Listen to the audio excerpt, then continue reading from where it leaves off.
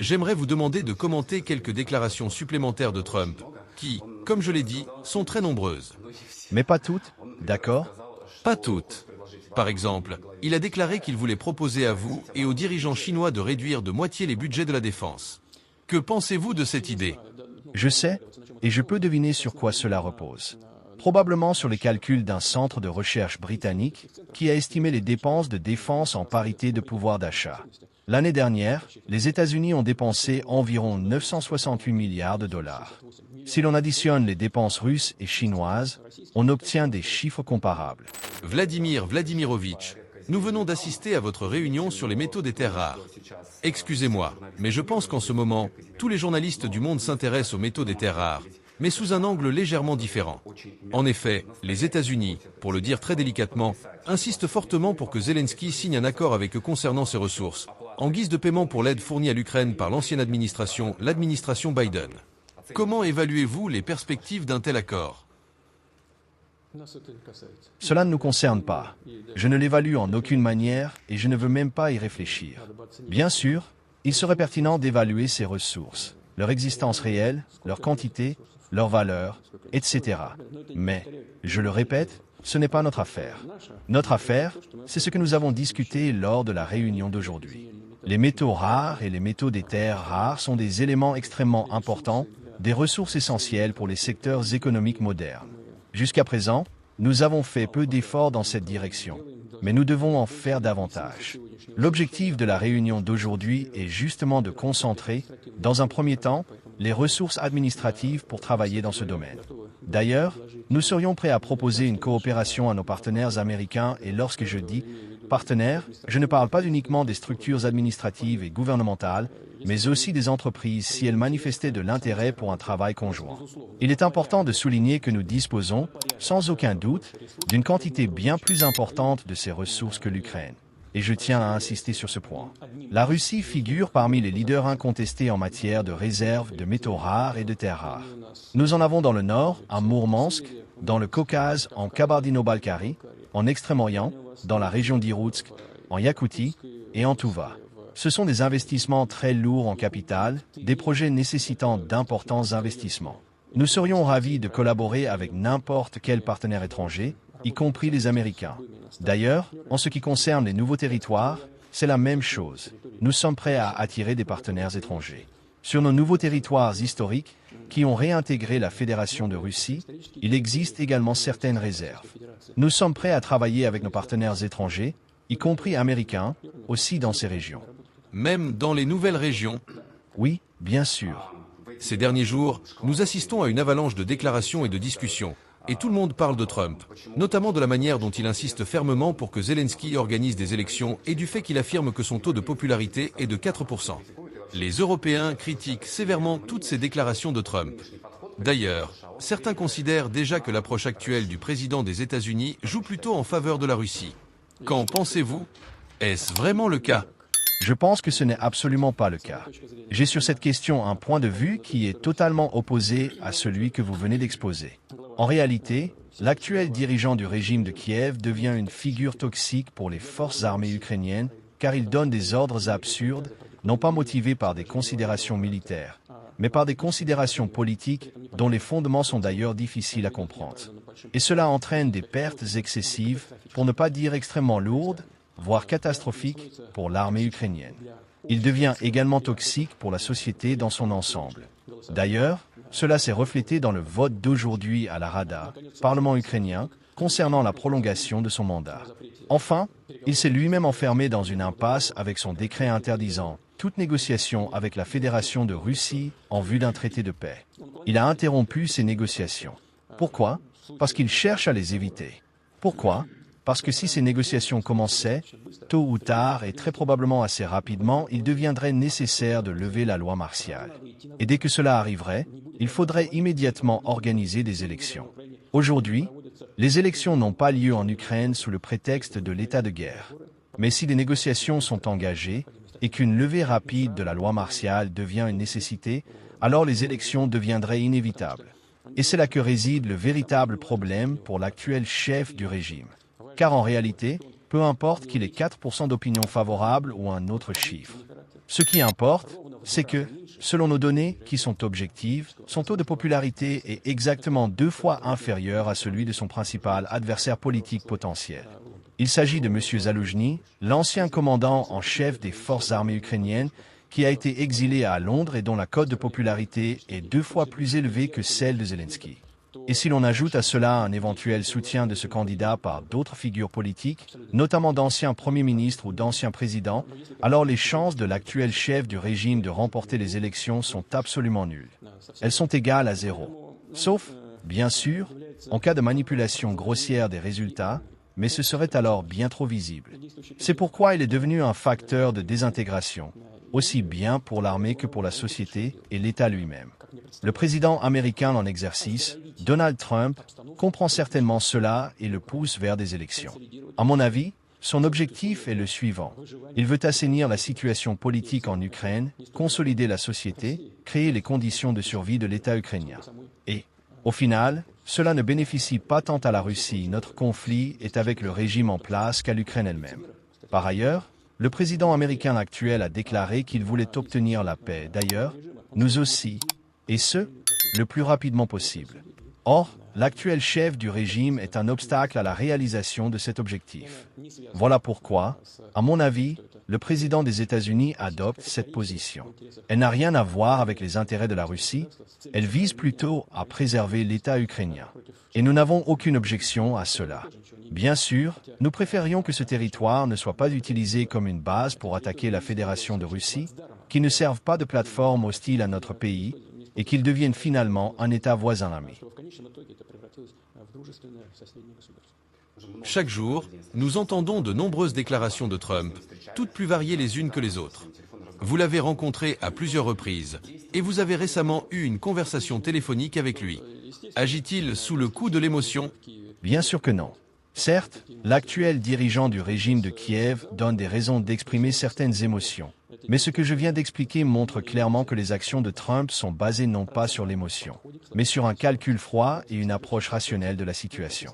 Paradoxalement, nous aurions même eu intérêt à ce que Zelensky reste en poste et continue à affaiblir le régime avec lequel nous sommes en conflit armé.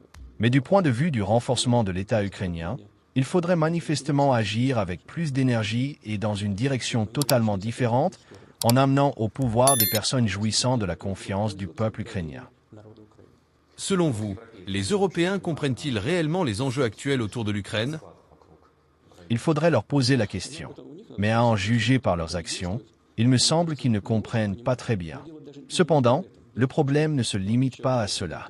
Contrairement au président nouvellement élu des États-Unis, les dirigeants politiques européens sont étroitement liés au régime actuel en Ukraine. Ils sont engagés à ses côtés, ils ont trop parlé, trop promis, et, pardonnez-moi l'expression, il leur est aujourd'hui très difficile, voire pratiquement impossible, de faire marche arrière sans perdre la face. Et étant donné qu'ils traversent actuellement une période politique intérieure délicate, avec des élections, des réélections, des difficultés dans les parlements, etc., il leur est presque impossible de modifier leur position. À l'inverse, le président américain nouvellement élu n'est pas entravé par ses engagements. Il est libre de ces chaînes qui empêchent d'aller de l'avant et de travailler à la résolution du conflit. De plus, il est probablement de nature à agir de manière directe et sans trop de retenue. Il se trouve dans une position unique. Il ne se contente pas de dire ce qu'il pense, il dit ce qu'il veut. Et après tout, c'est un privilège qui appartient aux dirigeants des grandes puissances. Il y a quelques jours à Saint-Pétersbourg, je vous ai demandé si tout le monde voulait avoir une voix dans les négociations russo-américaines. Mais les Européens continuent d'insister, exigeant un droit de regard sur les négociations autour de l'Ukraine. Comment percevez-vous cela? Aujourd'hui, on va parler de l'interview de Vladimir Poutine qui fait beaucoup réagir. Il y parle des métaux rares, de Zelensky, de Trump et plus largement de la guerre en Ukraine et des rapports de force mondiaux. Entre critique des sanctions, ouverture à la coopération avec les États-Unis et volonté de réduire les dépenses militaires, il y a beaucoup à décoder. Est-ce une vraie main tendue ou juste une stratégie? Zelensky est-il toujours légitime face à la situation actuelle? Dites-moi ce que vous en pensez en commentaire. Et surtout, abonnez-vous pour ne plus rater les vidéos d'actualité qui font le buzz. Maintenant, suivez la suite pour tout comprendre. À la Russie, ont rompu le contact. S'ils veulent revenir, qu'ils reviennent. J'ai vu les réactions à notre conversation téléphonique avec le président américain et à la réunion de haut niveau à Riyad. Ces réactions étaient très émotionnelles et dépourvues de sens pratique. Pourquoi? Parce que pour résoudre des questions complexes et sensibles, y compris sur l'Ukraine, la Russie et les États-Unis doivent d'abord franchir une première étape. En quoi consiste-t-elle? Cette première étape doit viser à renforcer la confiance entre nos deux pays. C'est précisément ce que nous avons fait à Riyad, et c'est ce qui guidera les futurs contacts de haut niveau. Sans cette confiance, aucun problème, y compris la crise ukrainienne, ne peut être résolu. Mais quel est le rôle des Européens ici? Il s'agit avant tout des relations bilatérales entre la Russie et les États-Unis. Que viendrait-il faire là-dedans? Lors de notre conversation téléphonique et de la réunion de Riyad, la question de l'Ukraine a bien sûr été évoquée, mais elle n'a pas été discutée en profondeur. Nous avons seulement convenu d'y venir plus tard. Dans ce cadre, nous ne refusons pas la participation des pays européens. Je tiens à souligner que nous respectons également la position de nos amis des BRICS, qui ont formé un groupe en faveur de la paix. J'ai justement parlé aujourd'hui avec le président de la République populaire de Chine, et nous avons discuté de cela. Il m'a informé que le groupe des Amis de la paix se réunira bientôt à New York pour aborder cette question. Nous ne faisons pas que saluer ces initiatives, nous sommes reconnaissants envers tous nos partenaires qui s'efforcent d'instaurer la paix. Ce n'est donc pas seulement aux Européens, mais aussi à d'autres pays de jouer un rôle. Nous y sommes favorables.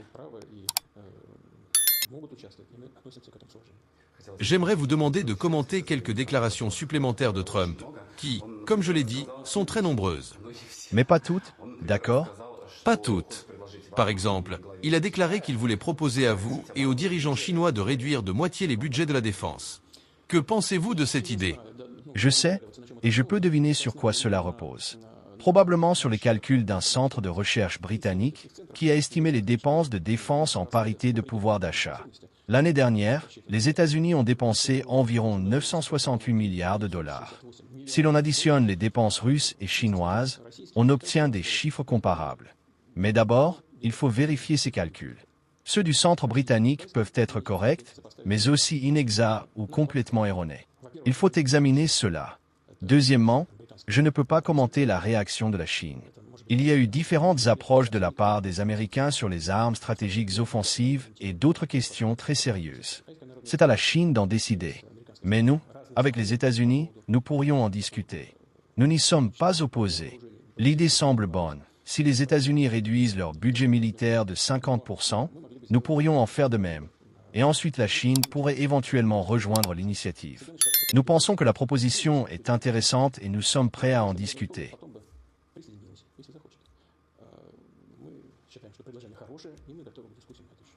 Trump a également imposé des droits de douane de 25% sur l'importation d'acier et d'aluminium de tous les pays. Or, nous avons vu de bonnes relations commerciales avec les États-Unis sur l'aluminium. Que pensez-vous de cette politique commerciale? Je ne souhaite pas commenter la politique commerciale des États-Unis. Depuis des années, elle est liée aux sanctions. Nous considérons ces sanctions comme illégales et nuisibles au commerce mondial et à l'économie. Elles nous portent préjudice, mais elles nuisent aussi à ceux qui les imposent. Quant aux droits de douane et aux taxes commerciales, chaque pays décide seul de ce qui lui est bénéfique ou non. Je peux comprendre la logique derrière cela. Rapatrier la production, créer des emplois, augmenter les recettes fiscales. Mais, à un moment donné, ces mesures entraînent des difficultés, comme la pression inflationniste et l'augmentation des coûts de production. Concernant l'aluminium, en 2017, la Russie fournissait environ 15% des importations américaines. Les États-Unis produisent environ 60% de leur aluminium et en importent 40%. Le principal fournisseur aujourd'hui est le Canada. Si les États-Unis décidaient de rouvrir leur marché aux producteurs russes, nous pourrions vendre environ 2 millions de tonnes sur leur marché. Cela ne perturberait pas les prix, mais contribuerait à leur stabilisation. Mais surtout, nous pourrions envisager une coopération avec les entreprises américaines. Par exemple, en Sibérie, notamment dans la région de Krasnoïarsk, il existait déjà à l'époque soviétique des plans de construction d'une nouvelle centrale hydroélectrique et d'installation de production d'aluminium.